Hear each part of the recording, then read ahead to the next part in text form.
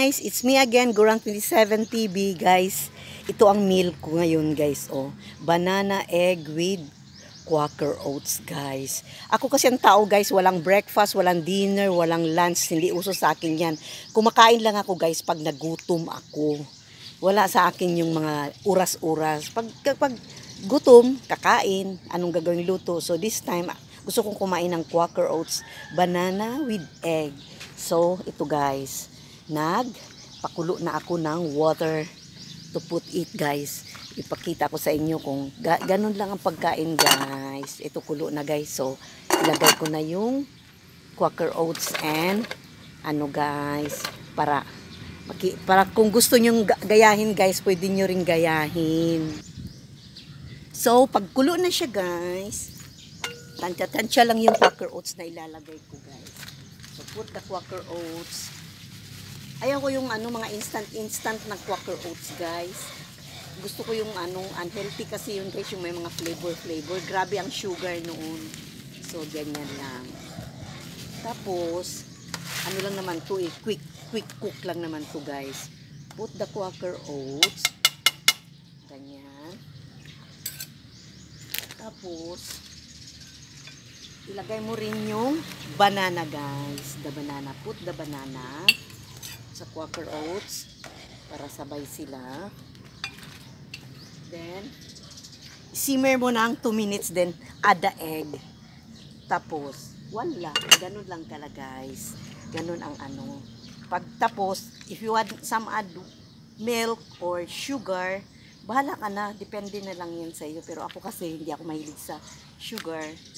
I only like this, yung lang siya. Normal lang siya na ganun, hindi siya sweeten. Tapos, hintayin ko ng mga 2 minutes guys. After that, lagay ko na tong egg. At kakain na. Ganun lang talaga ang life guys, healthy.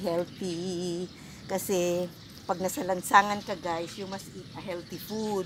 Hindi pwede yung guys, hindi pwede yung kahit ano na lang dyan, yung mga prito-prito or whatever, kasi nag-iingat din ako sa health ko. Dahil syempre kung anong mangyari sa akin, ako lang naman guys.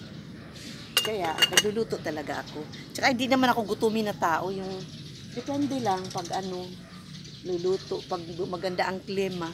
Pero pag nagutom na talaga ako, may mga canned goods naman din ako. May mga pork and beans, mga ko dyan. Kaya ganun lang talaga. Minsan lang talaga ako bumibili sa labas ng food. Kasi ayaw ko guys. Then, after this guys, ayan na guys. Put the egg. Complete protein na siya guys. Meron na siyang fiber. Meron pa siyang protein. Put the egg guys. Then, stir it. Ganon. Tapos, ganito na ang mangyari sa kanya guys. Oh. Ganyan na talaga. Yan. Ganyan lang.